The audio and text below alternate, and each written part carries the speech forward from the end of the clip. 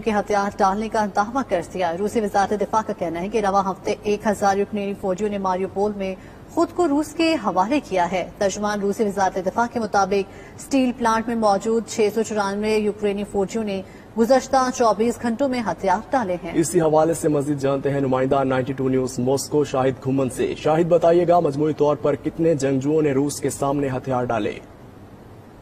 جی بالکل، روسی وزارت دفاع کے مطابق ماریوپول کے علاقے ازوستال میں اسٹیل پلانٹ میں چھپے ہوئے کل 959 یوکرینی فوجیوں نے ہتھیار ڈال دیے ہیں۔ روسی وزارت دفاع کے ترجمان میجر جنرل ایگور کوناشینکوف نے بریفنگ دیتے ہوئے کہا کہ گزشتہ 24 گھنٹوں کے دوران قیدیوں کی تعداد میں 694 مزید قیدیوں کا اضافہ ہوا ہے۔ ان میں سے 80 یوکرینی فوجی زخمی تھے، جن میں سے 51 فوجیوں کو ہسپتال میں داخل کرایا گیا ہے۔